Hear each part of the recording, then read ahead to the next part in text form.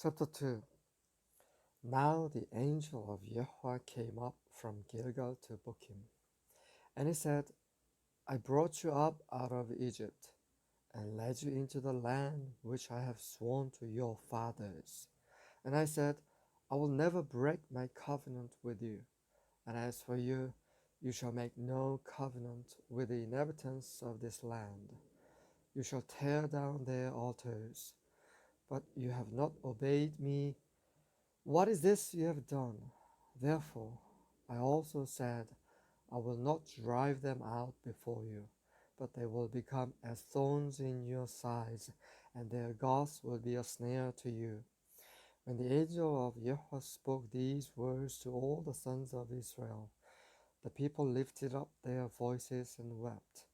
So they named that place Bochim, and there they sacrificed to Yahweh.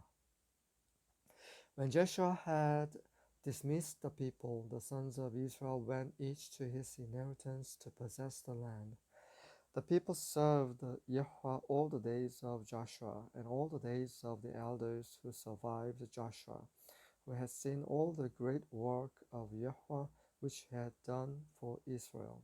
Then Joshua the son of Nun, the servant of Yahweh, died at the age of 110. And they buried him in the territory of his inheritance in Timnath-Heres, in the hill country of Ephraim, north of Mount Gaash.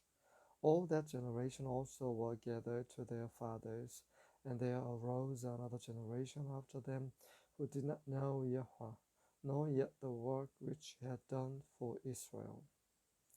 Then the sons of Israel did evil in the sight of Yahweh and served the Baals.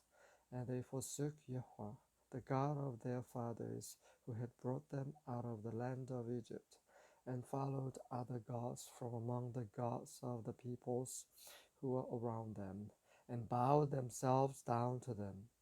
Thus they provoked Yahweh to anger, so they forsook Yahweh and served Baal and Ashtaroth. The angel of Yahweh burned against Israel, and he gave them into the hands of plunderers who plundered them, and he sold them into the hands of their enemies around them, so that they could no longer stand before their enemies. Wherever they went, the hand of Yahweh was against them for evil, as Yahweh has spoken, and as Yahweh has sworn to them, so that they were severely distressed. Then Yahweh raised up judges who delivered them from the hands of those who plundered them. Yet they did not listen to their judges, for they played the harlot after other gods, and bowed themselves down to them. They turned aside quickly from the way in which their fathers had walked in obeying the commandments of Yahweh. They did not do as their fathers. When Yahweh raised up judges for them, Yahweh was with the judge and delivered them from the hand of their enemies all the days of the judge. For Yahweh was moved to pity by their groaning because of those who oppressed and afflicted them. But it came about when the judge died that they would turn back and act more corruptly than their fathers, in following other gods to serve them and bow down to them. They did not abandon their practices or their stubborn ways.